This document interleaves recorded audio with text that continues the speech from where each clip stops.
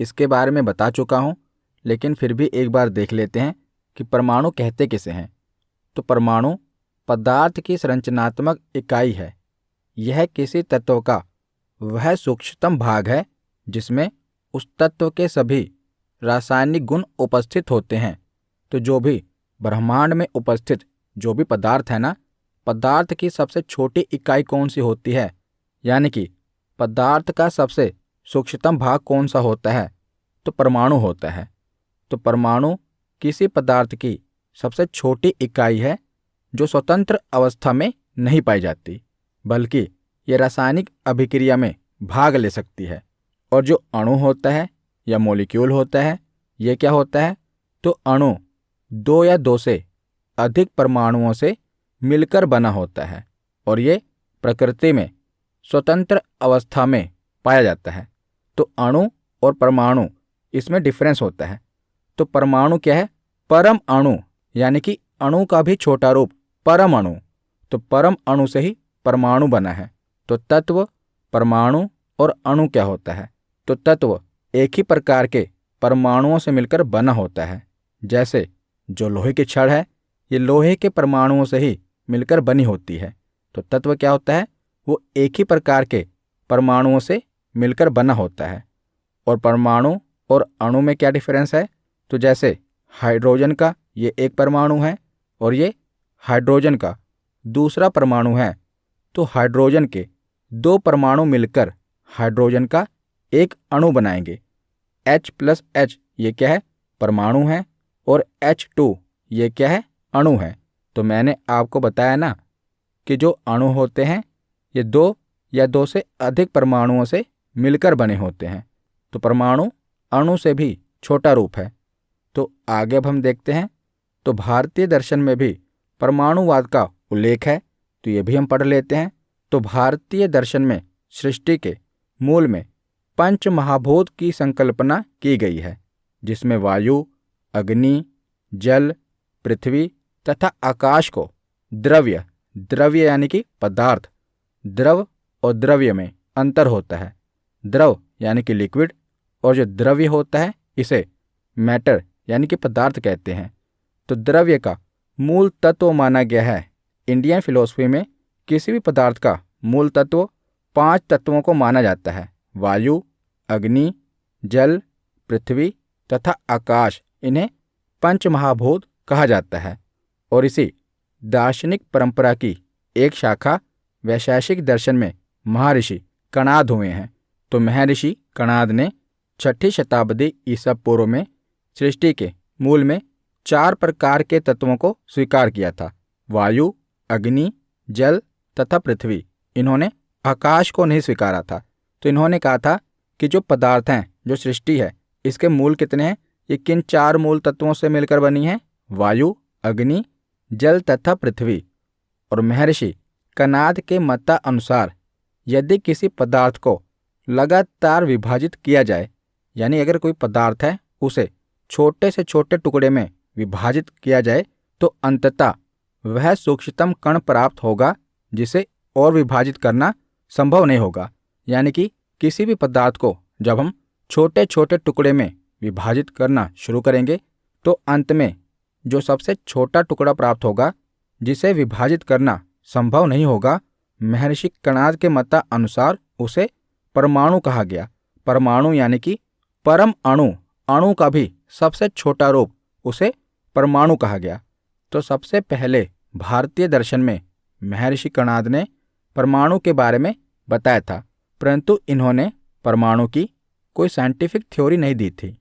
तो उसके बाद क्या होता है कि डाल्टन पहला वैज्ञानिक है जिसने परमाणु के बारे में साइंटिफिक थ्योरी दी थी।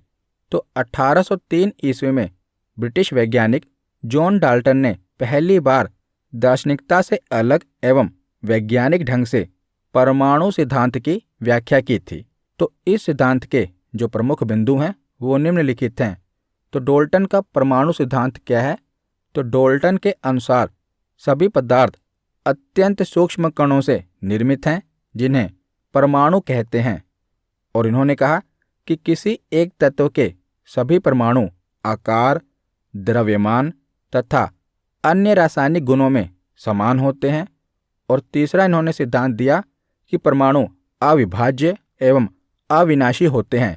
अविभाज्य यानी उन्हें और छोटे टुकड़ों में विभाजित नहीं किया जा सकता, और अविनाशी होते हैं यानी कि उन्हें नष्ट नहीं किया जा सकता।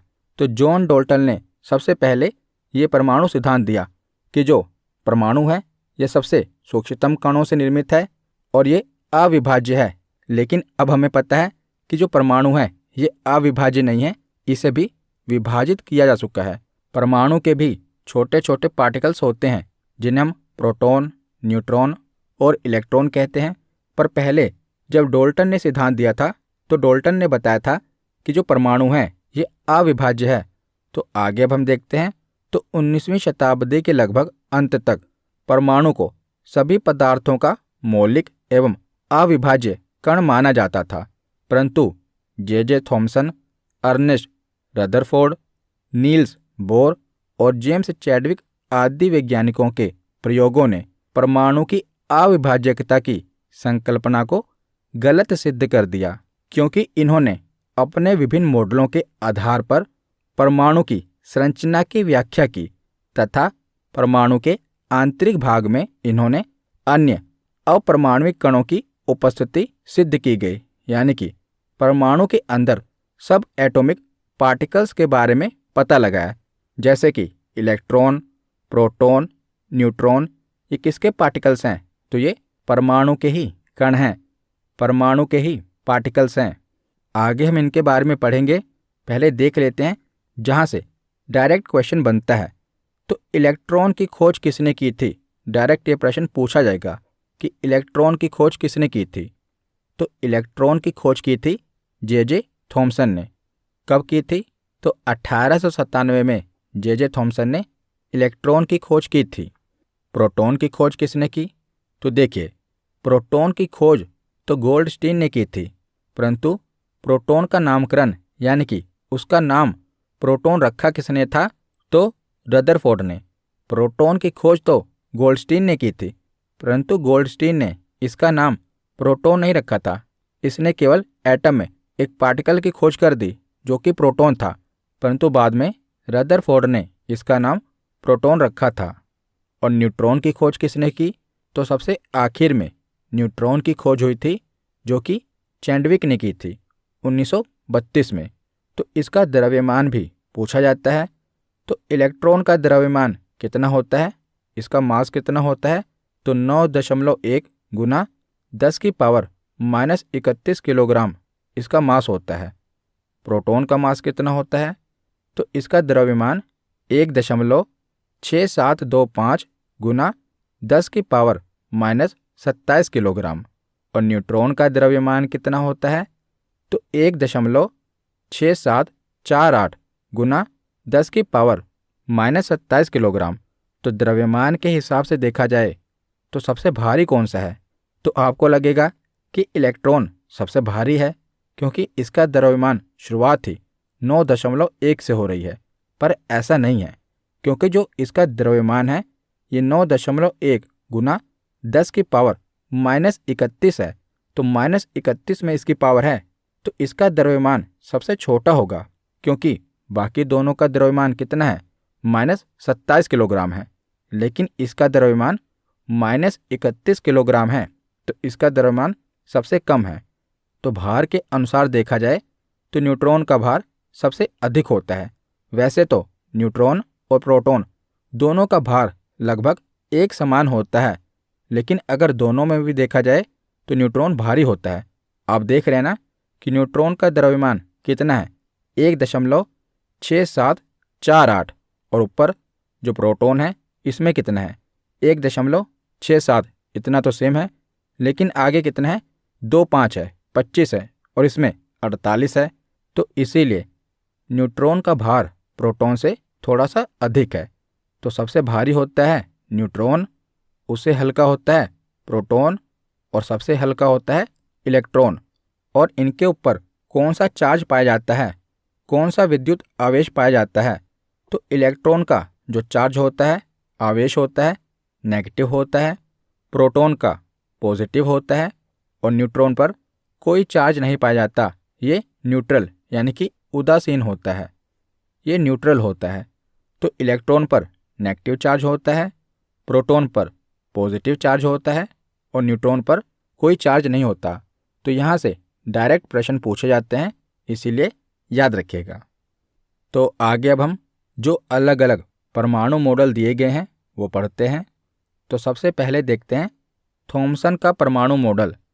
तो जे थॉमसन के परमाणु मॉडल के अनुसार जो परमाणु है एक धनावेशित गोला होता है, यानी कि पॉजिटिवली चार्ज्ड गोला होता है। तो सबसे पहले थॉमसन ने बताया कि जो परमाणु होता है ना, ये एक धनावेशित गोला होता है जिसका निर्माण प्रोटॉन से मिलकर होता है, यानी कि प्रोटॉन पर धनावेशित चार्ज होता है और ऋणावेश इलेक्ट्रॉन इस गोले में बिखरा होता है। तो आगे अभी आपको समझ आ जाएगा कि थॉमसन क्या कहना चाहता है। तो इसकी संरचना क्या है, थॉमसन ने जो अपना मॉडल दिया इसकी संरचना क्या है, स्ट्रक्चर क्या है। तो थॉमसन के परमाणु मॉडल के अनुसार इन्होंने परमाणु को एक तरबूज के समान माना था। इनका मानना था कि जो एक परमाणु है वो तरबूज की तरह है, उसकी संरचना एक तरबूज की तरह है। कैसे? इनके अनुसार जो तरबूज का लाल वाला भाग होता है ना, जिसे हम खाते हैं, वो प्रोटॉन होता है, और जबकि जो इलेक्ट्रॉन होता है ये तरबूज के बीज के समान बिखरे होते हैं। तो उस समय तक न्यूट्रॉन के बारे में पता नहीं चला था। तो इन्होंने बताया कि जो तरबूज का लाल वाला भाग है ये प्रोटॉन है जो कि धनावेशित है, जिस पर पॉजिटिव चार्ज है, और जो इसके बीच में जो बीज है ना तरबूज के, ये क्या है, इलेक्ट्रॉन है जिन पर नेगेटिव चार्ज होता है। तो इन्होंने जो अपनी थ्योरी थी ये तरबूज को एग्जाम्पल लेकर बताई थी, इसीलिए इनकी थ्योरी को वाटरमेलन थ्योरी भी कहा जाता है। पूछा जाता है कि वाटरमेलन थ्योरी किसने दी थी, तो थॉमसन ने दी थी, और इसी थ्योरी को प्लम पुडिंग मॉडल भी कहा जाता है। तो वाटरमेलन थ्योरी और प्लम पुडिंग मॉडल कौन सा है, किसने दिया था, थॉमसन ने दिया था। तो थॉमसन के मॉडल में कमियां क्या थी, जो इन्होंने ये सिद्धांत दिया था इसमें कमी क्या थी। तो थॉमसन के परमाणु मॉडल में नाभिक का कोई उल्लेख नहीं किया गया, यानी कि इन्होंने न्यूक्लियस के बारे में नहीं बताया। दूसरी कमी क्या थी कि यह मॉडल परमाणु की स्थिरता यानी कि स्टेबिलिटी ऑफ एटम समझाने में भी असफल रहा, क्योंकि जो परमाणु है स्थायी है, लेकिन ये समझा नहीं पाए कि परमाणु स्थायी कैसे है, स्थिर कैसे है। तीसरी कमी क्या थी, तो थॉमसन अपने परमाणु मॉडल में यह भी नहीं समझा सके कि परमाणु में धनावेश किस प्रकार ऋणावेश कणिकाओं को अपने अंतर्निहित रखता है। इन्होंने ये बता दिया कि जो इलेक्ट्रॉन हैं ये बीज की तरह बिखरे हैं, लेकिन आज हमको पता है कि जो इलेक्ट्रॉन हैं ये इस प्रकार बिखरे नहीं हैं, बल्कि ये न्यूक्लियस के बाहर जो ऑर्बिट होता है अपनी अपनी कक्षाओं में चक्कर लगा रहे होते हैं। लेकिन इन्होंने क्या बताया कि जो इलेक्ट्रॉन होते हैं वो तरबूज की बीज की तरह बिखरे होते हैं, पर ऐसा नहीं है। तो इस प्रकार थॉमसन के मॉडल में ये 3 कमियां देखी गई। तो थॉमसन मॉडल के बाद अब हम अगला मॉडल देखते हैं, रदरफोर्ड का परमाणु मॉडल। तो रदरफोर्ड ने क्या किया, थॉमसन के मॉडल में हमने देखा कि बहुत सारी कमियां पाई गई। तो उसके बाद क्या हुआ कि रदरफोर्ड ने एक एक्सपेरिमेंट किया। तो वर्ष 1911 में रदरफोर्ड ने सोने से निर्मित अत्यंत पतली परत यानी कि गोल्ड फॉइल पर अल्फा कणों की बौछार करके एक प्रयोग किया। तो इस प्रयोग से क्या कंक्लूजन निकला, तो इन्होंने क्या किया कि एक सोने की पतली चादर ली और उसके ऊपर अल्फा कणों की बौछार की, जिसे निष्कर्ष क्या निकला, इन्होंने सोचा था कि जो परमाणु होता है वो ठोस होगा, जिससे क्या होगा कि जो अल्फा कणें हैं ये ज़्यादातर टकराकर वापस आ जाएंगी। लेकिन जब इन्होंने एक्सपेरिमेंट किया तो ये चौंक गए। इन्होंने देखा कि ज़्यादातर जो अल्फा कणें हैं सीधा ही ये जो सोने की पतली परत है इसके आर पार हो गई, बिल्कुल सीधी रेखा में। तो अधिकतर अल्फा कण अपने मार्ग से विक्षेपित हुए बिना यानी कि डिफ्लेक्ट हुए बिना सोने से निर्मित परत से बाहर निकल गए। इसीलिए इसे यह निष्कर्ष निकला कि परमाणु के भीतर का अधिकांश भाग खोखला होता है, रिक्त होता है। तो परमाणु का जो अधिकांश भाग है इस एक्सपेरिमेंट से पता चला कि वो खोखला होता है। उसके बाद इन्होंने देखा कि बहुत कम संख्या में जो अल्फा कण हैं ये अपने मार्ग से विक्षेपित हुए हैं, यानी कि जिस रास्ते से वो गए हैं एकदम सीधी रेखा में नहीं गए, थोड़े से डिफ्लेक्ट हो गए। तो बहुत ही कम संख्या में जो अल्फा कण हैं ये अपने मार्ग से विक्षेपित हुए, जिससे यह निष्कर्ष निकाला गया कि परमाणु में धनावेशित यानी कि पॉजिटिवली चार्ज्ड भाग बहुत कम होता है, क्योंकि जो अल्फा कण है ये भी पॉजिटिव है। तो अगर परमाणु में पॉजिटिव चार्ज होगा तो वो तो अपनी ओर अट्रैक्ट करेगा, पॉजिटिव को नेगेटिव अपनी ओर अट्रैक्ट करेगा। लेकिन अगर परमाणु में पॉजिटिव चार्ज है तो क्या होगा कि वो उसे डिफ्लेक्ट कर देगा, विक्षेपित कर देगा। तो कुछ अल्फा कणें जो विक्षेपित हो गई, डिफ्लेक्ट हो गई, तो उसे पता चला कि परमाणु में बहुत ही कम भाग है जो कि पॉजिटिवली चार्ज है। और इन्होंने क्या देखा कि बहुत ही कम अल्फा कण परमाणु के मध्य भाग से टकराकर वापस आ गई, जिसे यह निष्कर्ष निकाला गया कि परमाणु का संपूर्ण धनावेश यानी कि संपूर्ण पॉजिटिवली चार्ज भाग एवं द्रव्यमान इसके केंद्र में ही निहित है, और जिसे इन्होंने नाभिक कहा। तो परमाणु के नाभिक की खोज यानी कि न्यूक्लियस की खोज किसने की? रदरफोर्ड ने की। इन्होंने देखा कि जो परमाणु का मध्य भाग है वहाँ से अल्फा कणें टकराकर सीधा वापस आ गई, जिससे इन्हें पता चला कि जो परमाणु का मध्य भाग है वो धनावेशित है यानी कि पॉजिटिवली चार्ज है। और हमें पता है कि परमाणु के मध्य भाग में जो न्यूक्लियस है उसमें कौन कौन से पार्टिकल्स हैं? तो प्रोटॉन है और न्यूट्रॉन है। तो उस समय तक तो न्यूट्रॉन की खोज नहीं हुई थी, और आगे चलकर जब न्यूट्रॉन की खोज हुई भी तो न्यूट्रॉन पर तो कोई चार्ज नहीं होता, यानी कि वो तो न्यूट्रल होता है, तो उसकी तो बात छोड़ दो। और जो प्रोटॉन होता है उस पर पॉजिटिव चार्ज होता है। तो इससे ये पता चल गया कि जो परमाणु का नाभिक है, न्यूक्लियस है, वो पॉजिटिवली चार्ज है, धनावेशित है। और जो परमाणु का द्रव्यमान है, भार है, वो भी नाभिक के कारण ही है। यानी कि अगर किसी परमाणु का द्रव्यमान पूछा जाए कि बताइए इसका द्रव्यमान कितना है, तो जो उसके नाभिक का भार है, नाभिक यानी कि नाभिक में कौन कौन से पार्टिकल्स हैं? प्रोटॉन और न्यूट्रॉन। तो प्रोटॉन और न्यूट्रॉन के भार को जोड़ दिया जाए तो वही परमाणु का द्रव्यमान होगा। और नाभिक का आकार परमाणु के कुल आकार की तुलना में बहुत छोटा होता है। तो रदरफोर्ड ने अपने इस एक्सपेरिमेंट से काफ़ी चीज़ें क्लियर कर दी। तो इनके मॉडल के मुख्य बिंदु क्या निकले? तो पहला तो इन्होंने बताया कि परमाणु का संपूर्ण धनावेश एवं द्रव्यमान इसके केंद्र में निहित होता है। तो जो पॉजिटिव चार्ज है इसके केंद्र में है, जिसे नाभिक कहते हैं, न्यूक्लियस कहते हैं। और दूसरा मुख्य बिंदु क्या है इनके मॉडल का? तो इन्होंने बताया कि जो इलेक्ट्रॉन हैं ये नाभिक के चारों ओर निश्चित वृत्ताकार कक्षाओं में गति करते हैं। तो इन्होंने बताया कि जो इलेक्ट्रॉन हैं ये नाभिक के चारों ओर गति कर रहे हैं, यानी कि नाभिक के चारों ओर चक्कर लगा रहे हैं। तो रदरफोर्ड ने परमाणु की तुलना सौर मंडल से की है, जिसमें जो नाभिक है वो सूर्य के समान है, और जो इलेक्ट्रॉन है ये इसके चारों ओर गतिशील ग्रहों के समान है। तो जैसे जो हमारा सोलर सिस्टम है, सौर मंडल है, उसके केंद्र में सूर्य है, तो उसी प्रकार परमाणु के केंद्र में क्या है? नाभिक है।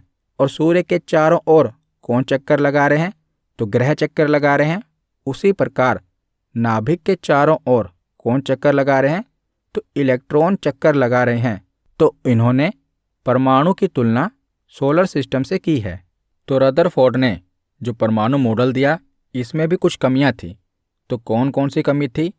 तो पहली कमी तो ये थी कि रदरफोर्ड के अनुसार ऋणावेशित जो इलेक्ट्रॉन हैं ये नाभिक के चारों ओर चक्कर लगाते हैं। इन्होंने बताया ना कि जो इलेक्ट्रॉन हैं ये नाभिक के चारों ओर चक्कर लगाते हैं, परंतु विद्युत गतिकी यानी कि इलेक्ट्रोडायनेमिक्स के नियम के अनुसार कोई भी चक्रण करता हुआ आवेशित कण विकिरण का उत्सर्जन करेगा। ये क्या होता है अभी मैं आपको बताऊंगा, पहले पढ़ लेते हैं कि चक्रण करता हुआ कोई भी आवेशित कण विकिरण का उत्सर्जन करेगा, जिससे क्या होगा?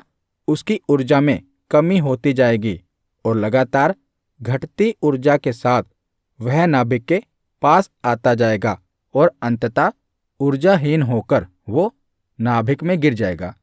तो रदरफोर्ड के अनुसार क्या था? इन्होंने बताया कि जो इलेक्ट्रॉन है वो नाभिक के चारों ओर चक्कर लगा रहे हैं, परंतु एक नियम है इलेक्ट्रोडायनेमिक्स का नियम। इसके अनुसार क्या है कि कोई भी पार्टिकल जिसमें एक्सेलरेशन है यानी कि त्वरण है, जो गति कर रहा है, वो धीरे धीरे क्या होगा, अगर वो गति कर रहा है तो उसकी ऊर्जा में यानी कि एनर्जी में कमी आती जाएगी और धीरे धीरे क्या होगा, उसकी एनर्जी घटती जाएगी। क्योंकि जो आवेशित कण है, इलेक्ट्रॉन है, वो क्या कर रहा है, चारों ओर नाभिक के चक्कर लगा रहा है। तो जब वो एक्सेलरेट कर रहा है यानी कि गति कर रहा है तो क्या होगा, उसकी एनर्जी में कमी आती जाएगी और एक टाइम क्या होगा कि उसकी एनर्जी पूरी तरह से खत्म हो जाएगी, जिसके बाद में क्या होगा कि वो तो बीच में जो नाभिक है उसमें आकर गिर जाएगा। तो इस प्रकार तो जो परमाणु है वो अस्थायी हो जाएगा, क्योंकि इलेक्ट्रॉन चक्कर लगाते रहेंगे और एनर्जी में कमी आती रहेगी और उसके बाद वो नाभिक में आकर गिर जाएंगे। तो इससे तो यह पता चलता है कि परमाणु अस्थायी है, लेकिन ऐसा तो नहीं है, परमाणु तो स्थायी है। तो ये नहीं बता पाए कि आखिर परमाणु स्थायी कैसे है। इलेक्ट्रॉन चक्कर लगा रहे हैं फिर भी परमाणु स्थायी कैसे है, तो ये परमाणु की स्टेबिलिटी नहीं बता पाए। और दूसरी कमी क्या थी कि इस मॉडल ने नाभिक के बाहर गतिशील इलेक्ट्रॉनों की व्यवस्था के विषय में भी कुछ स्पष्ट नहीं किया।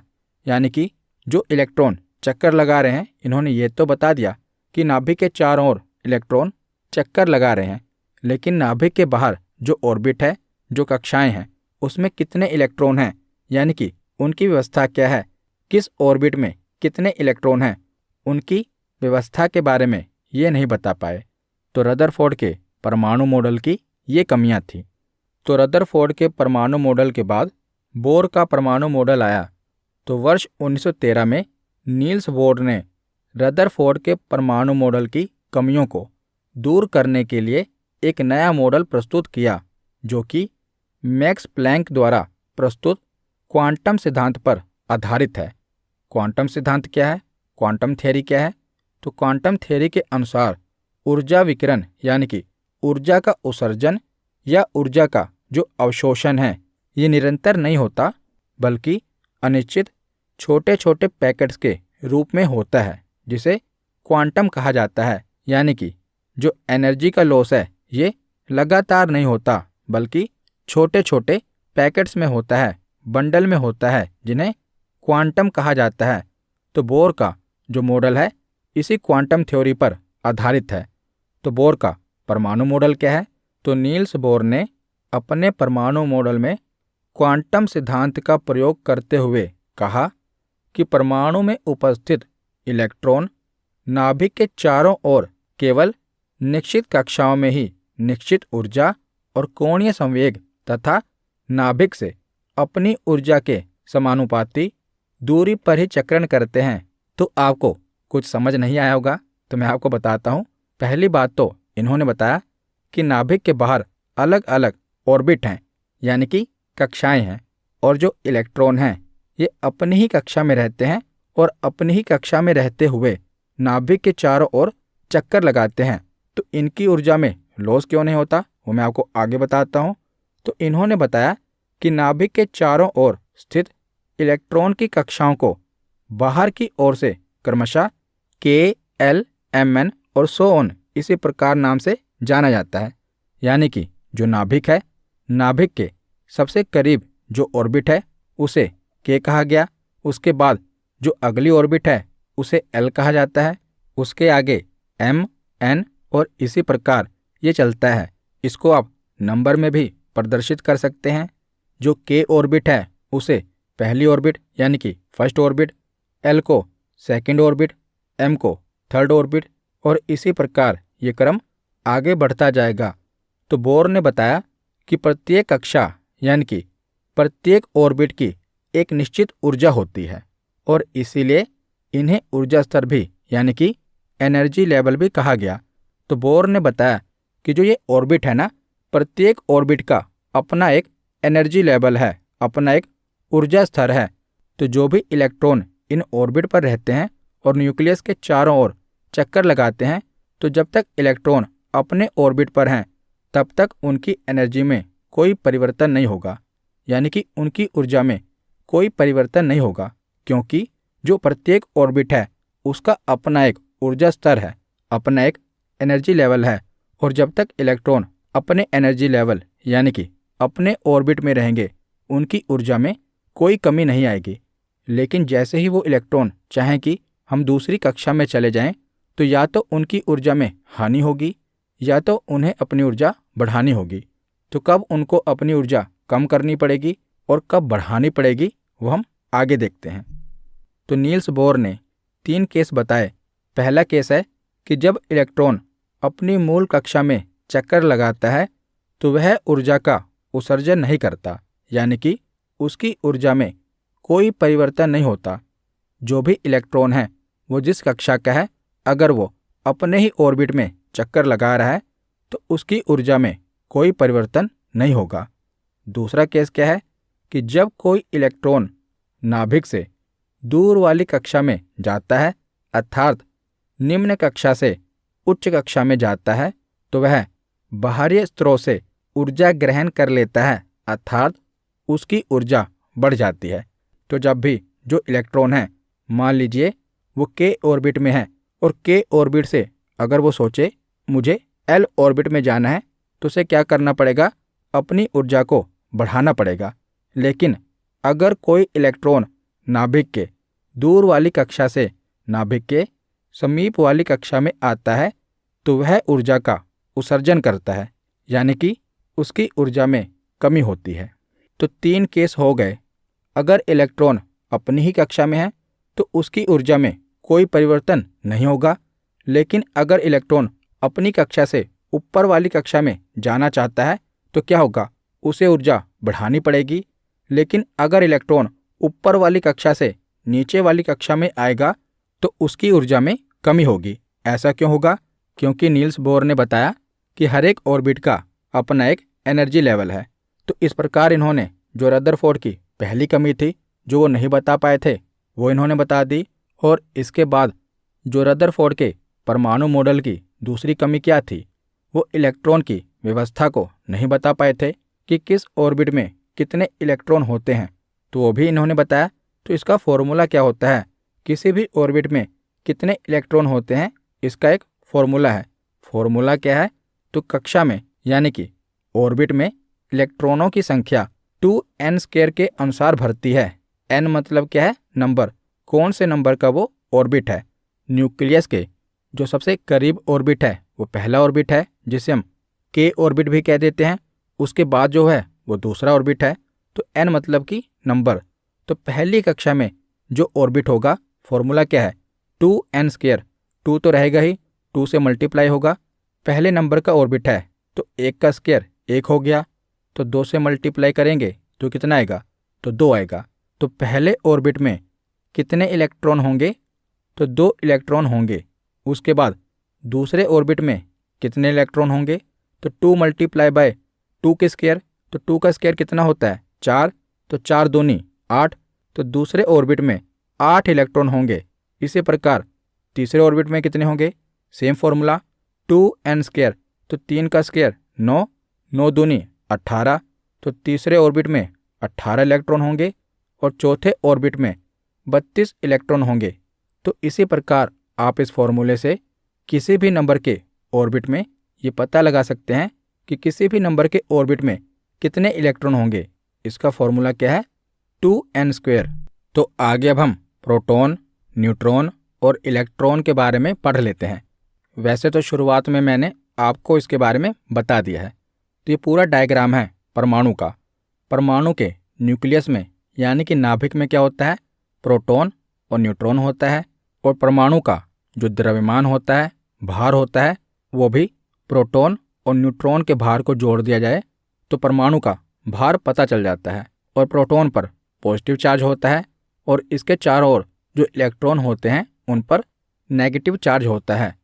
तो वर्ष 1886 में जर्मन के भौतिक विज्ञानी ई गोल्डस्टीन ने कैनाल किरणों की खोज की और बताया कि ये किरणें धनावेशित कणों से निर्मित हैं। और वर्ष 1919 में अर्नेस्ट रदरफोर्ड ने अपने प्रयोगों से यह सिद्ध किया कि परमाणु के केंद्र में धनावेशित कणों का संकेंद्रण होता है और रदरफोर्ड ने इन कणों को प्रोटॉन नाम दिया। तो इस प्रकार जो पॉजिटिवली चार्ज पार्टिकल्स के रूप में प्रोटॉन की खोज किसके द्वारा की गई? तो गोल्डस्टीन के द्वारा की गई। तो यहाँ से आपसे यही पूछा जाएगा कि प्रोटॉन की खोज किसने की थी? तो गोल्डस्टीन ने की थी। लेकिन तो इन्होंने इस पार्टिकल की खोज तो कर ली, पर इसका नाम किसने रखा था? तो इसका नाम प्रोटॉन किसने रखा? तो रदरफोर्ड के द्वारा इसका नाम प्रोटॉन रखा गया। तो प्रोटॉन की खोज किसने की? गोल्डस्टीन ने। और प्रोटॉन का नामकरण किसने किया? तो रदरफोर्ड ने। तो प्रोटॉन के बाद है इलेक्ट्रॉन। तो इलेक्ट्रॉन की खोज ब्रिटिश भौतिक वैज्ञानिक जे थॉमसन ने वर्ष 1897 में की थी और कैथोड रे ट्यूब पर प्रयोगों के आधार पर थॉमसन ने यह निष्कर्ष निकाला कि कैथोड किरणें अत्यंत सूक्ष्म ऋण आवेशित कणों से निर्मित हैं और थॉमसन ने इन ऋण आवेशित कणों को कणिका कहा और जिन्हें बाद में वैज्ञानिकों के द्वारा इलेक्ट्रॉन कहा गया। तो इलेक्ट्रॉन की खोज किसने की थी? जे थॉमसन ने की थी। और कब की थी? तो 1897 में की थी। उसके बाद है न्यूट्रॉन। तो न्यूट्रॉन की खोज सबसे बाद में वर्ष 1932 में ब्रिटिश भौतिक वैज्ञानिक जेम्स चैडविक ने की थी। उन्हें इस उपलब्धि के लिए वर्ष 1935 में नोबेल पुरस्कार से भी सम्मानित किया गया। तो जो न्यूट्रॉन है ये हाइड्रोजन के अतिरिक्त अन्य सभी परमाणुओं के नाभिक में प्रोटॉनों के साथ संयोजित होते हैं और न्यूट्रॉन एक विद्युत उदासीन कण है, यानी कि इस पर कोई चार्ज नहीं पाया जाता। ये न्यूट्रल होता है और इसका द्रव्यमान भी प्रोटॉन के द्रव्यमान के लगभग बराबर होता है। हमने पीछे पढ़ा ना कि इन दोनों का द्रव्यमान लगभग बराबर होता है और दोनों में भी देखा जाए तो न्यूट्रॉन इसे थोड़ा भारी होता है और प्रोटॉन थोड़ा सा हल्का होता है और इलेक्ट्रॉन सबसे हल्का होता है। तो आगे अब हम देखते हैं। तो परमाणु की त्रिज्या और उसके नाभिक की त्रिज्या पूछ ली जाती है। जैसे ये परमाणु है तो जो उसका न्यूक्लियस है यानी कि नाभिक का रेडियस क्या है और जो पूरा परमाणु है इसका रेडियस कितना होता है, ये एग्जाम में पूछ लिया जाता है। तो परमाणु की जो त्रिज्या होती है, एटम का जो रेडियस होता है उसे एंगस्ट्रॉम में मापते हैं। तो याद रखिएगा परमाणु की त्रिज्या को एंगस्ट्रॉम में मापते हैं। तो परमाणु की त्रिज्या कितनी होती है? तो 10⁻⁻10 मीटर होती है। और परमाणु का जो न्यूक्लियस है यानी कि इसके नाभिक की त्रिज्या कितनी होती है? न्यूक्लियस के रेडियस को फर्मी में मापते हैं। जो परमाणु की त्रिज्या है वो एंगस्ट्रॉम में मापते हैं और इसके नाभिक की त्रिज्या को फर्मी में मापते हैं। तो नाभिक की त्रिज्या कितनी होती है? तो 10⁻⁻15 मीटर इसकी त्रिज्या होती है, क्योंकि जो परमाणु का नाभिक है वो जाहिर सी बात है परमाणु से छोटा ही होगा। तो इसके नाभिक की जो त्रिज्या है वो -15 मीटर है और परमाणु की त्रिज्या -10 मीटर है। और अगर हम कंपेयर करें तो परमाणु की त्रिज्या नाभिक की त्रिज्या से लगभग 1,00,000 गुना अधिक होती है। यानी कि जो परमाणु का न्यूक्लियस है उसका नाभिक है वो परमाणु के कंपैरिजन में 10⁵ गुना छोटा होता है। कितना? 1,00,000 गुना छोटा होता है। तो यहाँ पर हमारा थियरी सेक्शन कंप्लीट होता है। अब हम प्रीवियस ईयर क्वेश्चन देखते हैं। तो पहला प्रश्न है कि परमाणु का द्रव्यमान पूर्ण रूप से किसके कारण होता है? तो बताइए परमाणु का भार कैसे पता चलता है? प्रोटॉन और न्यूट्रॉन के कारण, न्यूट्रॉन के कारण, इलेक्ट्रॉन के कारण या प्रोटॉन के कारण? तो इसका सही जवाब है प्रोटॉन और न्यूट्रॉन के कारण परमाणु का द्रव्यमान पता चलता है। तो इसका सही जवाब है ऑप्शन ए। अगला प्रश्न है कि सर्वप्रथम पदार्थ का परमाणु सिद्धांत किसके द्वारा दिया गया था? तो बताइए सबसे पहले पदार्थ का परमाणु सिद्धांत किसके द्वारा दिया गया था? तो डाल्टन के द्वारा दिया गया था। तो इसका सही जवाब क्या है? Option B. अगला प्रश्न है कि परमाणु के नाभिक की खोज किसने की थी? तो न्यूक्लियस की खोज किसने की थी? रदरफोर्ड ने, आइंस्टीन ने, डाल्टन ने या थॉमसन ने? तो इसका सही जवाब क्या होगा? तो इसका सही जवाब है ऑप्शन ए, रदरफोर्ड ने परमाणु के नाभिक की खोज की थी। तो अगला प्रश्न है कि प्रोटॉन की खोज किसने की थी? थॉमसन, गोल्डस्टीन, चैडविक या कैवेंडिश? तो इसका सही जवाब क्या है? तो प्रोटॉन की खोज की थी गोल्डस्टीन ने।